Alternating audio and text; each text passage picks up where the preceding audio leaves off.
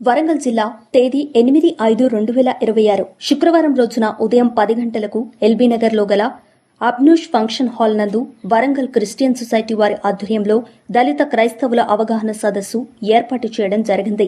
ఇట్టి కార్యక్రమం రెవరెండ్ గంధం అరుణ్ జంక్షన్ గారు, వరంగల్ డిస్టెన్స్ సొసైటీ అధ్యక్షులు ఎంఎస్ రాజు, జనరల్ సెక్రటరీ గారి అధ్యక్షతనలో నిర్వహించడం జరిగింది.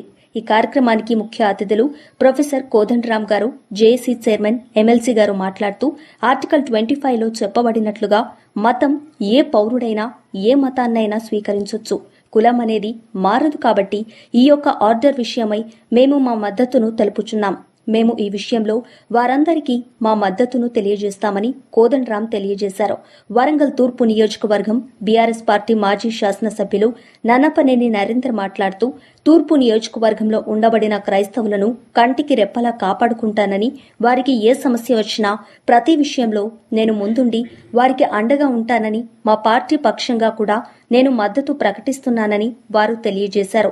ఈ విషయంలో హైకోర్టు అడ్వకేట్ గారు ఆర్టికల్ 14, 15, 25 రాజ్యాంగం మనకిచ్చిన హక్కులను మనం కాపాడుకోవాల్సిన అవసరం ఎంతైనా ఉందని, మన అవసరాలను తీర్చుకునే ఈ రాజ్యాంగంను ఒక చేత పట్టుకొని మరో చేత బైబిల్ని పట్టుకొని మనం దైవికంగా ఎదుగుతూ మన హక్కులను మనం సాధించుకోవాలని ఆయన వివరించారు.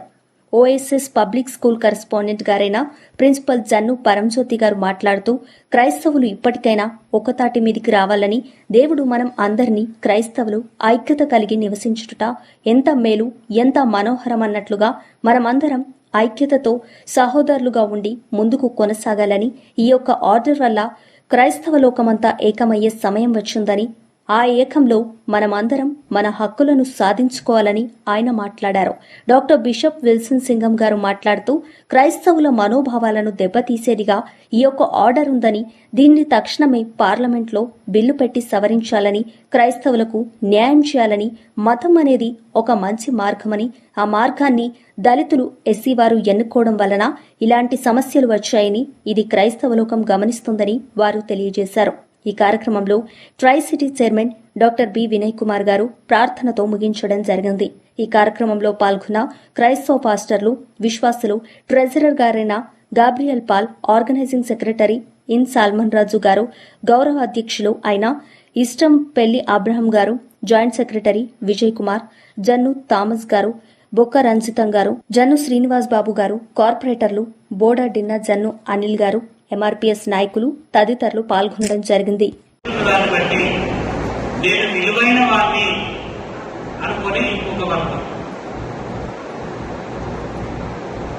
ఎవరైతే నా పుట్టుకను బట్టో, నా ప్రాంతాన్ని బట్టో, నా భాషను బట్టో, నాకున్నదాన్ని బట్టో నేను అదుకుని, కాబట్టి నేను అదుకునిగా చలామణి కావాలంటే ఒక అదముడుగా ఉండాలి అని భావించే వాళ్ళందరూ మనల్ని ఎన్నడూ పైకి రాలి.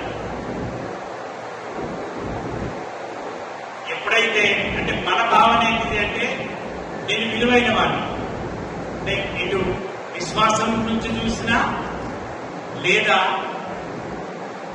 సామాజిక స్పృహ బాధ్యతల నుంచి చూసినా మనం ఏమనుకుంటామంటే ఈ సమాజ మనుగడకు నేను ఎంతో కొంత పని చేస్తున్న వాడిని, కాబట్టి నేను విలువైన వాడిని అనే భావన అవుతున్నాయి. నాకు పెద్దలందరూ మాట్లాడి భోజనానికి టైం అయింది కదా, 3:30 అయింది. నేను ఒక 3-4 నిమిషాలు క్లోజ్ చేస్తాను. ఒకప్పుడు ఈ దేశంలో బ్రిటిష్ వారు రాకపోతే ఇప్పటి వరకు కూడా చిన్న చిన్న రాజ్యాలుగానే ఉండి ఒకరినొకరు చంపుకునేవాళ్ళు. అశోక ధర్మచక్రం ఉంది మన జెండాలో. అశోకుడు కళింగ దేశం మీద దండెత్తి 1,00,000 మందిని ఊచకొట్టు పోసాడు. అశోకుడు ఎవరు? బీహార్ నుంచి వచ్చిన మౌర్య రాజు. కళింగులు ఎవరు? ఒరిస్సా. అంటే ఎవరిని చంపుకున్నాం ఇంతకాలం బ్రిటిష్ వారు రాకుండా? అంతే కదా. మనం ఒకసారి గమనిస్తే ఈ బౌండరీస్ ఏవైతే సరిహద్దులు, ఎల్లలు ఇవి ఉన్నాయో ఇవి కాలంతో మారుతూ ఉంటాయి. కొంచెం ఆ కాలం ఎంతకాలం ఉంటుంది అనేది ఒక ప్రశ్న అంతే. మీరు ఏ దేశ సరిహద్దులు చూసినా మారుతూనే ఉంటాయి. మహాభారత కాలంలో చూస్తే కాబూల్ భారతదేశంలో ఒక భాగమే, కానీ ఇప్పుడు కాదు. భారతదేశం పాకిస్తాన్ కంటే ముందు పాకిస్తాన్ ఇందులో భాగమే. భారతదేశం అంటే పాకిస్తాన్ ఇందులో భాగమే. ఈస్ట్ బెంగాల్, బంగ్లాదేశ్ కూడా ఇందులో భాగమే. ఇళ్లను మారిపోయినాయి. అట్లాగే చట్టాలు కూడా మారిపోతూ ఉన్నాయి. అంతే. ఎవరు పరిపాలనలో ఉంటే ఆ పాలకుడు నమ్మినటువంటి మతం లేదా విశ్వాసం దాన్ని ప్రజల మీద రుద్దడానికి ప్రయత్నం చేస్తా ఉంటారు. యేసు ప్రభు పుట్టి చనిపోయిన 300 సంవత్సరాల వరకు కూడా ఆయన భావజాలం మతమనందే. ఆయన చెప్పినటువంటి ప్రేమ విధానం చాలా అణచివేతకు గురైంది. కానీ ఎప్పుడైతే కాన్స్టాంటిన్ చక్రవర్తి ఈ మతాన్ని తన మతంగా, రాజ్యం మతంగా ఆయన అంగీకరించిందో ఇది విస్తరణ ప్రారంభమైంది. ఇక్కడ కూడా అంతే. ఎవరైతే అధికారంలో ఉన్నారో వాళ్ళ స్వభావం ఏంటిది? వాళ్ళ స్వభావం ఏంటిదంటే ఈ దేశంలో ఈ మొదటి రకం వాళ్ళు ఉండాలి. ఏది? అధములు ఉండాలి, అధికులు ఉండాలి. అధికులు ఉండాలి అనంటే అది నిలువునిచ్చాడు. ఒకడు పైన ఉంటాడు, ఒకడు కింద ఉండాలి. ఎవడు పైన ఉంటాడు? వాడు నమ్మేటటువంటి అధికుడు అనేటటువంటి ఒక ఫార్వర్డ్ కాస్టులు పైన ఉండాలి. మరి ఇప్పుడు కింద ఒకటి ఉండాలి కదా. మరి మనం కింద ఉండాలి అంటే వాళ్ళు వేసినటువంటి ఆ ఉత్సులో ఉండాలి మనం, అంతే. అది ఇందాక కిషోర్ గారు చెప్పినట్టు రాజేంద్ర ప్రసాద్ కావచ్చు, ఆ ప్లేస్ లో ఎవరున్నా మనల్ని కిందుంటేనే ఉంచితేనే మన వాళ్ళు పైకి ఉంటారు. బస్ అంతే. మనం పైకి ఎదగడం నేర్చుకోనంత వరకు. అంబేద్కర్ గారు పోరాడి తన పైకి ఎదిగి చూసినా అట్లా మనం ఎదగనంత వరకు, విద్య ద్వారా వికాసాన్ని, అధికారాన్ని సాధించినంత వరకు వాడు మనల్ని ఇట్లనే ఉంచుతా ఉంటాడు. మీరుకు బిర్యానీ ఉంటూనే ఉంటాడు. వాడే అధికారం ఉంటాడు. మనం ఓట్లేసేటందుకే పనికొస్తాం. ఇప్పుడు ఇదే మీటింగ్ ఈ నియోజకవర్గం ఎమ్మెల్యేనో లేకపోతే ఒక కార్పొరేటర్ పెట్టినా కూడా ఇక్కడ ఎట్లా నిండేటోళ్ళంటే అట్లా నిండేటోళ్ళు. ఆ చైతన్యం మనకు లేదు. పాపం నిన్న మిగతా వ్యక్తులందరూ ఎంత కష్టపడి తిరిగేటప్పుడు ఎంత అంటే ఈరోజు వాళ్ళు పడ్డటువంటి కష్టానికి గాలి కుర్చీలో ఒక వ్యక్తిని ఉంటాం. ఎందుకు అంటే మనలో చైతన్యం లేదు. మనలో మన గురించి ఆలోచించే చైతన్యం ఇంకా రావట్లేదు.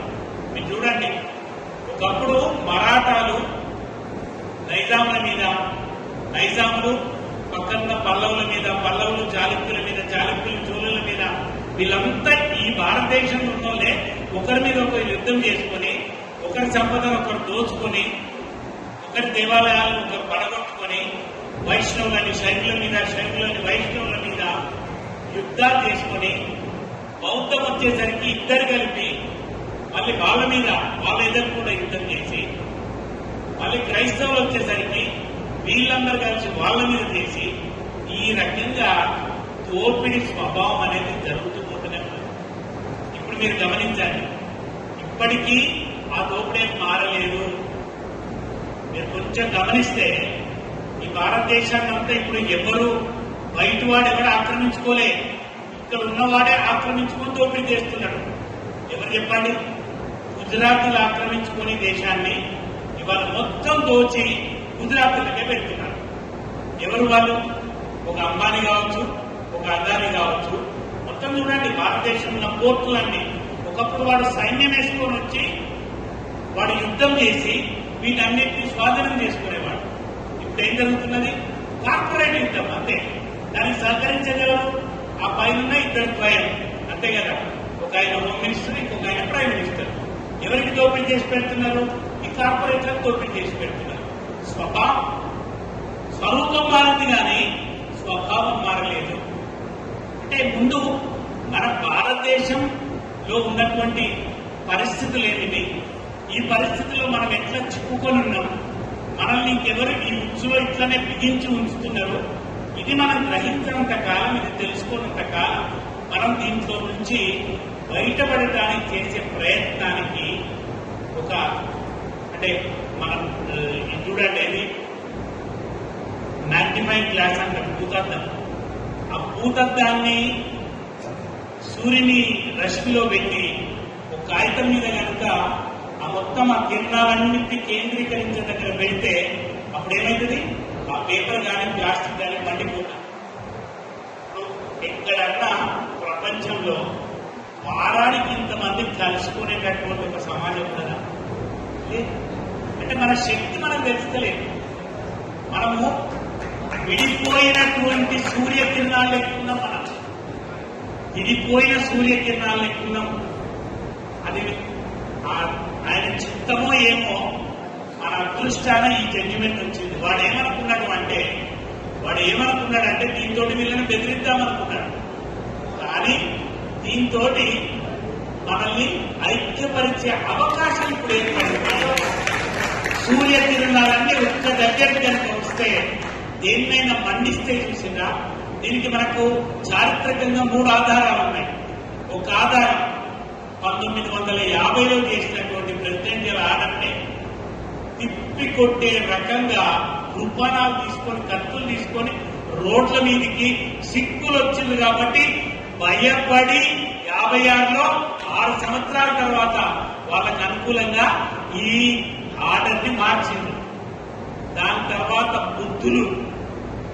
బుద్ధిస్టులు వాళ్ళు చేసినటువంటి లాబింగ్, ఆ లాబింగ్ వలన మళ్ళొక్కసారి 34 సంవత్సరాల తర్వాత వాళ్ళని మళ్ళీ దీంట్లో నుంచి విముక్తం చేసి వాళ్ళ హక్కులు వాళ్ళకి ఇచ్చింది. ఇప్పుడు గమనించండి, 3 జడ్జీలు 5 జడ్జీలు ఇచ్చిన తీర్పులలో ఏబిసిడీలు ఏమైనా పోయినాయినా అనుకున్నాం. కానీ ఒక కాలం వచ్చింది. ఆ కాలంలో ఏం జరిగింది?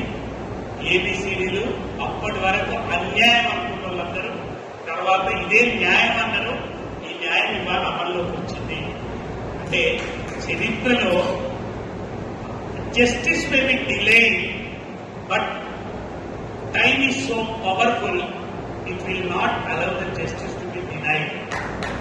ఎప్పుడు అంటే న్యాయం అనేది ఆలస్యమైతుంది. ఎవరి చేతిలో అధికారం ఉన్నప్పుడు, దీన్ని వ్యతిరేకించే వారి చేతిలో అధికారం ఉన్నప్పుడు కాలం ఎంతటి వాడినైనా బలహీనపరుస్తుంది.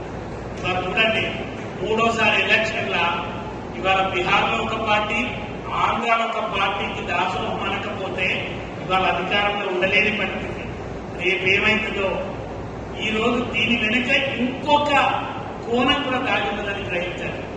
అదేంటంటే ఈరోజు బీజేపీ అనే ఒక పార్టీ పరిపాలన ఏదైతే ఉందో, వాళ్ళు బహుశా ఈ దళిత క్రైస్తవులను దగ్గరికి తీసుకోకపోతే వచ్చేసారి అధికారంలోకి రామేమో. కాబట్టి వీళ్ళను దగ్గర తీసుకోవటం కోసం పావులను కదుపుతున్నట్టు కూడా కొంత విఘ్నులు గ్రహిస్తున్నారు. అయితే మనకు వాక్యంలో చెప్పినట్టు ఒక స్వభావం ఉండాలి. అదేంటంటే పావురముల వలె నిష్కపటులను, పాముల వలె వివేకులనై ఉండాలి. ఈ టైంలో మరి మన వివేకాన్ని మనం ఈరోజు అమలు పరచాల్సినటువంటి అవసరం ఉన్నది. కాబట్టి నిష్కపటత్వం ఉండాలి, వివేకం ఉండాలి. అందుకే మనం కైసర్కి, దేవుణ్ణి దేవునికి ఇవ్వాలి. కాబట్టి మనం ఏం చేయాలి? నాన్న నీకు నీది తందానా అంట, నాకు నా విశ్వాసాన్ని నేను బదిలీ చేసుకుంటా అనేటటువంటి ఒక విధానంలోకి దానికి ఫలితం ఉండదు. ఎవరైనా ఒకరిని మనం పార్లమెంట్ మెంబర్గా మనం నిలబెడదామని అనుకుంటే మనకు కక్షి రాజకీయము, మనకు వర్గ పెట్టి ఇష్యూస్ మనం చాలా తీసుకొని వచ్చి మాట్లాడగలిగిన సామర్థ్యం కలిగిన నాయకుడు వెనక్కి నెట్టేస్తున్నటువంటి ఒక పరిస్థితి మన మధ్యలో జరుగుతుందనేది మీరు గుర్తుపెట్టుకోవాలి. మీరందరూ నిజంగా క్రైస్తవులు అయితే, క్రైస్తవుల కొరకే మీరు పోరాడుతున్నారంటే అయితే మీరు దాన్ని పూర్తిగా అర్థం చేసుకొని పోరాడాలి. నేను ఒక మాట మీకు చెప్తాను, దయ్యాన్ని తీసేసి భూతాన్ని కూర్చోబెట్టినట్టే రాజకీయం. ఆ పార్టీని తీసి ఈ పార్టీని పెడితే మీరు ఏం చేస్తున్నారు? దయ్యాన్ని తీసేశారు, భూతాన్ని పెట్టారు. మీకు నిజంగా చిత్తశుద్ధితో ఉంటే మీరు క్రైస్తవ సంఘాలను అప్రమత్తం చేయాలి. క్రైస్తవ సంఘం ఏదో మైనారిటీ అని అనుకుంటున్నారు అందరూ. నో, భారతదేశంలో 20% క్రైస్తవులు ఉన్నారు. ఓట్ బ్యాంకులో ఉన్నారు కానీ మన లిస్టులో లేదు. కారణం మనల్ని భయపెట్టించి మీరు క్రైస్తవ్యంలోకి పోతే మీ హక్కు తీసేస్తాం, మీకు అవి దొరకదు ఇవి దొరకదు అని చెప్పినందుకు మనం అందరం హిందువులుగా ఒఫీషియల్ రికార్డ్స్ లో ఉండి క్రైస్తవులుగా ప్రభుని ఆరాధిస్తూ మనం మన కార్యకలాపాలు చేస్తున్నాం. Legally we have every rights, కానీ మనం బయటికి రావడం లేదు. క్రైస్తవులు అని చెప్తే మనం హోదా పోతుందని, మన హక్కు పోతుందని మనం భయపడి బ్రతుకుతున్నటువంటి ఈ ముసుగు నుండి బయటికి రండి. మేమందరం క్రైస్తవులం. ఈ హక్కు మాకి. మేము క్రైస్తవులైనంత మాత్రాన మా కులం మారుతలేము. ఈ విషయమును గట్టిగా బోధించగలిగిన అధిపతులు మన వర్గంలో ఉండాలి. ఇక్కడ ఓట్ బ్యాంక్ క్రిస్టియన్స్ కి లేదని చెప్పమంది అనుకుని మనని మైనారిటీ అని పెట్టారు. మన మైనారిటీ కాదు అనేటువంటి విషయాన్ని నేను మీకు తెలియపరుచుకున్నాను. మనం అందరం సరిగా నిలబడి రోడ్డు మీదకి వస్తే క్రైస్తవులు ఏంటో అనేది తెలుస్తుంది. ఒక్క సండే ఆరాధన ముగించుకొని జమ్మూ కాశ్మీర్ నుంచి కన్యాకుమారి వరకు ఉన్న క్రైస్తవ సంఘాల పాస్టర్లు బిలీవర్స్ రోడ్డు మీదకి రావాలి. అక్కడ ఒక రాష్ట్రాల్లో జరగాలి. ఈ మీడియా, సోషల్ మీడియా కావచ్చు, పేపర్ మీడియా కావచ్చు, ఎలక్ట్రానిక్ మీడియా కావచ్చు, ప్రపంచం అందరినీ విచ్చుపడతారు. క్రైస్తవులందరూ రోడ్డు మీదకి వచ్చారు. ఈరోజు నేను మీకు ఒక సలహా ఇస్తున్నాను. ఈ ముసుగులో గుద్దులాటలు పెట్టని మానండి. నో బడి విల్ హెల్ప్ యూ. మీరెంత కాలం వారి ఓటేసినట్టు ఇప్పుడు వీరికి ఓటేద్దాం అనుకున్నా మీరు మోసపోతారు అనేది 100%. నేను మీకు చెప్తున్నాను, క్రైస్తవుల హక్కు కొరకు క్రైస్తవులే పోరాడు. మీరు నిలబడాలి. మీలో యోగ్యత కలిగిన నాయకులను మీరు ఎన్నుకోండి, గుర్తించండి, వారిని నిలబెట్టండి. దేవుడు ఖచ్చితంగా కార్యం చేస్తారు. మీ సంఘాలలో సిన్సియర్ గా ప్రార్థన చేయండి. నెబుకద్నెజర్ రాజుని గడ్డి తినిపించినోడు మన దేవుడు. మీరు నమ్ముతున్నారా? 7 సంవత్సరాలు ఆయన గడ్డి తిన్నప్పుడు బబులోను సామ్రాజ్యాన్ని ఎవరేళ్ళారు? రాజులు లేని 7 సంవత్సరాలు చరిత్రలో ఉంది. నెబుకద్నెజర్ గడ్డి తిన్నాడు, కోరి పెరిగింది, ఆయన రోమం పెరిగింది. తర్వాత ఆయనకు బుద్ధి వచ్చినప్పుడు దేవునికి క్షమాపణ కోరినప్పుడు ఆయననే సింహాసనంలో కూర్చుండబెట్టిన దేవుని నీవు నేను ఆరాధిస్తున్నాం. కానీ మనం నిజ క్రైస్తవులమా? అది మనం పరిశీలన చేయాలి. మనమే దాని గురించి ఆలోచించాలి. నిజముగా నేను క్రైస్తవుని అనే రోషం మీలో ఉంటే మీ ప్రార్థనకు విలువ ఉంటుంది, మీరు మాట్లాడే దానికి విలువ ఉంటుంది. ఇక్కడ భారతదేశంలో ఉన్న హైందవ సహోదరులందరూ మంచి స్నేహితులు, పరమంత సహనం వారికి ఉన్నంత ఎవరికీ లేదు. కానీ వారిని రెచ్చగొట్టి విభేదాన్ని పుట్టించి మతముల మధ్యలో చిచ్చు పెట్టించి కొందరు లాభం పొందుకుంటున్నారు. ఆ కుట్రగారులను మీరు గుర్తుపెట్టుకోవాలి. వారు ఏ రాజకీయ పార్టీలో ఉన్నా కానీ మీరు దాన్ని గుర్తుపెట్టాలి.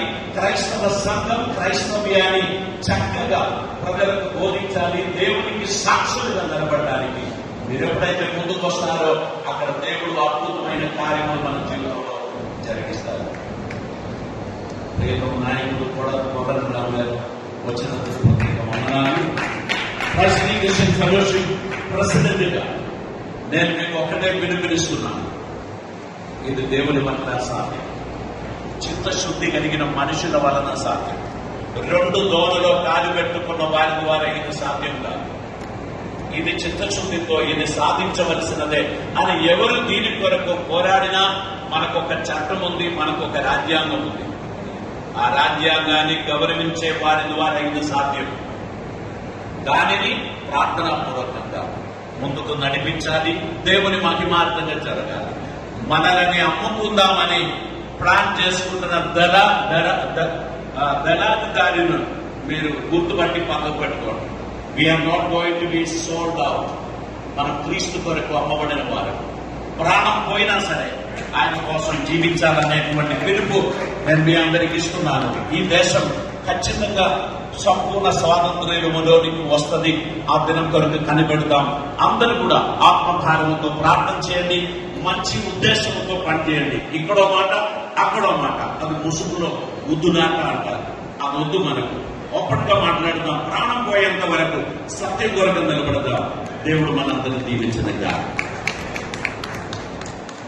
దైవజనులు రెవరెండ్ డాక్టర్ కె కురియన్ అయ్య గారు, టీసీఎఫ్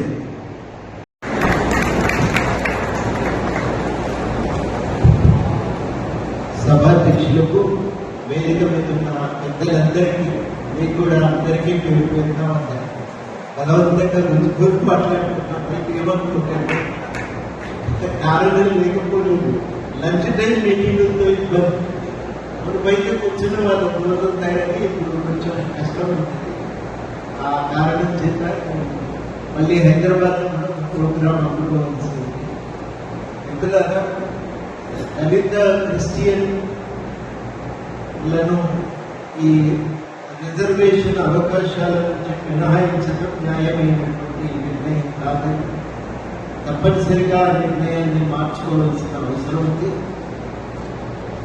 1950 ఆర్డర్ ద్వారా దళితులకు దక్కే అన్ని హక్కులు దళిత క్రిస్టియన్లకు కూడా దక్కాలని నేను బలంగా నమ్ముతున్నాను. ఆ విషయాన్ని చెప్పడానికి ఇక్కడి దాకా, హైదరాబాద్ నుంచి ఇక్కడి దాకా రావడం జరిగింది. దళిత క్రిస్టియన్లు చేసే ఈ పోరాటానికి నా మద్దతును కూడా ప్రకటిస్తాను. నేను ఇప్పటికే ఒకరిద్దరు ముఖ్య నాయకుల్ని, ప్రభుత్వంలో ముఖ్యులను కూడా అడిగిన, ఏముంటుంది అనుకుంటున్నారు అంటే ఆలోచిస్తున్నామని చెప్పారు. ఇంకా వైఖరి తీసుకోవాలంటే ముఖ్యమంత్రి గారితో కూడా మాట్లాడాలి. దాని గురించి చర్చ చేసిన తర్వాత ఒక నిర్ణయం ప్రకటిస్తామని అన్నారు. కానీ నేను కూడా ఇంకా కొంత సమాచారాన్ని పోగేసుకోవాల్సిన అవసరం ఉంది. కాబట్టి అవన్నీ సేకరించిన తర్వాత ఒక చిన్న నోటు గవర్నమెంట్కి ఇస్తే అప్పుడు అది వారి కార్యాచరణకు ఉపయోగపడుతుందని మేము ఆలోచిస్తున్నా. అదే పద్ధతిలో ఆ ప్రయత్నాన్ని కొనసాగిస్తాను. మా పార్టీలో కూడా ఆశప్ప అనే యువకుడు దళిత క్రిస్టియన్ ఇష్యూస్ మీద మాట్లాడవలసిన అవసరం ఉందని గట్టిగా నమ్మే వ్యక్తి. ఆయనకి బాధ్యత అప్పచెప్పినాం. ఒక తీర్మానాన్ని తయారు చేసిన పార్టీ తరఫు నుంచి. ఆ తీర్మానాన్ని రేపు 12న మా పార్టీ ప్లీనరీలో తీర్మానాన్ని ఆమోదించి దీనిపైన భవిష్యత్